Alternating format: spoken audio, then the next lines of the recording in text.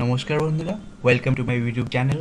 আজকে আমরা আপনাদের কাছে নিয়ে এসেছি কম্পোজড আপন ওয়েস্টমিস্টার ব্রিজ, উইলিয়াম ওয়ার্ডসওয়ার্থের লেখা এই কবিতাটি। আমরা এই কবিতাটির সামারি এবং মিনিংটা ব্যাখ্যা করব।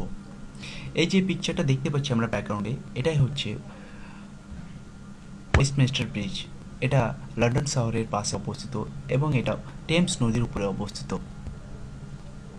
কবিতাটিতে উইলিয়াম ওয়ার্ডসওয়ার্থ বলছেন, আর্থ has not anything to show more fair. পৃথিবীর আর কিছুই নেই এর থেকে বেশি সুন্দর দেখানোর জন্য। Dull would he be of soul who could pass by a sight so touching its majesty. তিনি বলছেন যে সেই ব্যক্তি মনের দিক থেকে নিরস হবে, তার মনে কোনো সৌন্দর্যের প্রতি অনুভূতি থাকবে না, যে এই এত সুন্দর একটা দৃশ্যটাকে না দেখা করে চলে যেতে পারে বা ইগনোর করে চলে যেতে পারে। এই যে আমরা ছবিটা দেখতেছি আমাদের স্ক্রিনে, এটা ওয়েস্টমিস্টার ব্রিজেরই একটা ছবি এবং এই ছবিটা অনেকটাই সুন্দর। আমরা যদি লক্ষ্য করি এবং দেখতে পাবো যে যে ছবিটাতে দেখতে খুবই সুন্দর লাগছে এবং এটা একটা সকালবেলাকার ছবি। ঠিক উইলিয়াম ওয়ার্ডসওয়ার্থ যখন এই কবিতাটি লিখেন তখন তিনি ঠিক যে ছবিটা দেখেছিলেন অনেকটা এইরকমই তিনি ছবি দেখেছিলেন। তারপর তিনি বলছেন, the city now doth like garment wear the beauty of morning. শহরটা কি করে আছে না, তো পরে আছে। শহরটা যেন পরে আছে একটা গার্মেন্ট, সকালবেলাকার সৌন্দর্য দিয়ে তৈরি একটা গার্মেন্ট পরে আছে, যেন ঠিক সে সকালবেলাকার সৌন্দর্যটাকে যেন পরে আছে।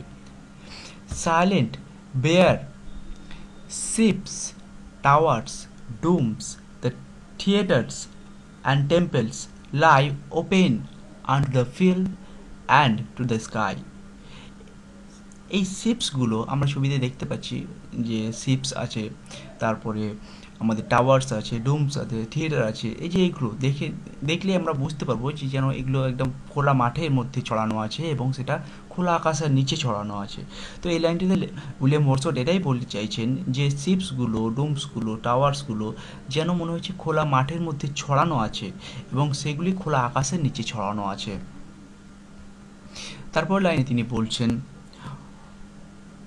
All bright and glittering in the smokeless air. সব কিছু যেন ঝকঝক করছে এবং উজ্জ্বল দেখাচ্ছে কুয়াশা মুক্ত আকাশে। আমাদের স্ক্রিনের সামনে এখন যে ছবি আছে অনেকটা এরকমই ছবি তিনি হয়তো দেখেছিলেন সেদিন যেদিন তিনি এই কবিতাটি লিখেছিলেন। আমরা স্ক্রিনে দেখতে পাচ্ছি ছবিটা একদম পুরো মুক্ত আকাশ এবং সব কিছু যেন সূর্যের আলোতে ঝকঝক করছে, একটা পরিষ্কার সুন্দর ছবি। ঠিক এমনই একটা ছবি তিনি হয়তো সেদিন দেখেছিলেন যেদিন এই কবিতাটি লিখেছিলেন। এবং এই ছবিটাও একটা ওয়েস্টমিস্টার ব্রিজের একটা ছবি। তারপর লাইনে তিনি বলছেন, never did sun more beautifully steep in his first splendour. তিনি বলছেন সূর্য কোনোদিন এত সুন্দরভাবে ওঠেনি ইন ইটস ফার্স্ট স্প্লেন্ডার, প্রথম সৌন্দর্যে। সূর্য কোনোদিনই এত সুন্দরভাবে ওঠেনি তার প্রথম সৌন্দর্যে। প্রথম সৌন্দর্য মানে একদম সকালবেলাকার সূর্য যেটা জাস্ট উঠেছে বা উঠতে শুরু করেছে, এমন সৌন্দর্যকে বলা হচ্ছে। যে দিনের বেলাতে সূর্যটা যখন প্রথম ওঠে সেটাকেই বলা হচ্ছে ফার্স্ট স্প্লেন্ডার। তিনি কোনোদিন এত সুন্দরভাবে সূর্য উঠতে দেখেননি, তাই তিনি বলছেন যে never did sun more beautifully steep in its first splendour. সূর্য কোনোদিনও এত সুন্দরভাবে ওঠেনি, এই শহরে সূর্যটা কোনোদিনও এত সুন্দরভাবে ওঠেনি যতটা সুন্দরভাবে আজকে উঠেছে। তিনি আবার বলছেন, valley, rock or hill, never saw I, never felt a calm so deep. যে এই উপত্যকাগুলি, এই পাহাড়গুলি, এই পাথরগুলি আমি কোনোদিন দেখিনি এত বেশি নিস্তব্ধতায় এবং এত বেশি নীরবতায়। আমি কোনোদিন অনুভবও করিনি, এটা কোনোদিন ফিলও করিনি, আজকের আগে কোনোদিন এটা আমি দেখিও নি। যখন তিনি দেখছেন ওয়েস্টমিস্টার ব্রিজের উপরে দাঁড়িয়ে, তখন তিনি শহরটাকে এমনভাবে দেখছেন যে এই ভ্যালিটা এত বেশি নিস্তব্ধ। যেহেতু এটা সকালবেলা ছিল তাই সকালবেলাতে শহরগুলো একটু নিস্তব্ধই থাকে, কারণ যানবাহন খুব একটা চলাচল করে না এবং তখন শহরের লোক কে তখনও ঘুম ভাঙে না, তো শহরটা একটু স্তব্ধ থাকে। তো এই সময়তে তিনি ছবিটা দেখছেন এবং তিনি বলছেন এই শহর, এই ভ্যালিটা, এই পাহাড়গুলো এত বেশি নিস্তব্ধ এবং এত বেশি শান্ত, যেটা আমি কোনোদিন দেখিনি এবং কোনোদিন অনুভবও করিনি। তিনি আরও বলছেন, this river glideth at its own sweet will.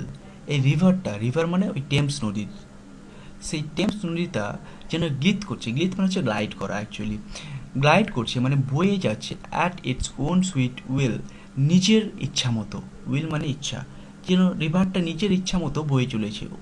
Thames নদীটা যখন লন্ডন শহরের পাশ দিয়ে বয়ে যায়, তখন টেমস নদীটার গতিটা অনেকটাই ধীর হয়ে যায়। তো যখন লেখক আমাদের উইলিয়াম ওয়ার্ডসওয়ার্থ যখন টেমস নদীর উপরে বানানো ব্রিজ, ওয়েস্টমিনিস্টার ব্রিজটার উপরে যখন দাঁড়িয়ে যখন টেমস নদীটাকে দেখছেন, তখন তিনি দেখছেন নদীটা খুব আস্তে আস্তে বইছে, খুব ধীর গতিতে বইছে, এবং সেটাকে পার্সনিফাই করেছেন তিনি, এবং তার দেখে মনে হচ্ছে যেন নদীটার কোনো তাড়াহুড়ো নেই, কোথাও তাকে তাড়াতাড়ি যেতে হবে না, তার দেরি হয়ে যাওয়ার কোনো ভয় নেই, তাই সে নিজের ইচ্ছা মতো, নিজের সুবিধা মতো, নিজের গতিতে বয়ে চলেছে। তিনি আবার বলছেন, dear God, the very houses seem asleep. ও ভগবান, এই সব বাড়িগুলো দেখে মনে হচ্ছে যেন এখনো শুয়ে আছে।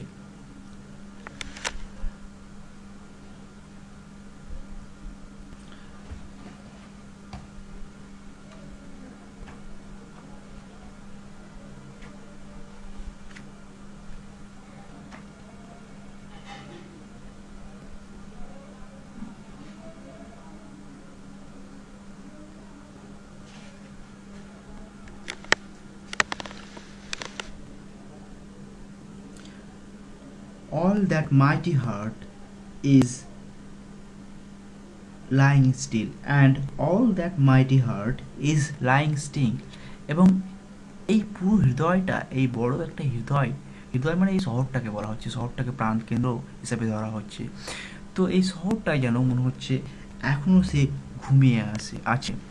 কারণ আমরা দেখেছি যে শহরটা ঘুমিয়ে আছে।